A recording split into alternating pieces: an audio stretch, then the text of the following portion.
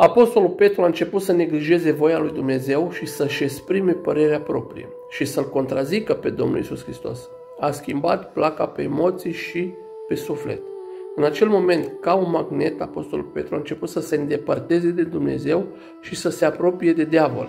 De aceea Domnul Iisus îi spune: înapoi a mea, Satanul. Domnul Iisus a spus asta lui Petru, deci același Petru pe care l-a lăudat și peste viața căruia a rostit făgăduințe foarte, foarte mărețe. Când ne întoarcem spre suflet și părerea proprie, ca niște magneți ne îndepărtăm de Dumnezeu. Pentru că Dumnezeu nu este compatibil cu păcatul. Totul se hotărăște în funcție de atitudinea pe care o avem față de cuvântul lui Dumnezeu, față de voia lui Dumnezeu, față de revelațiile lui Dumnezeu.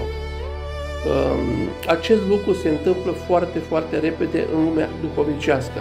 Ne unim fie cu Dumnezeu, fie cu diavolul.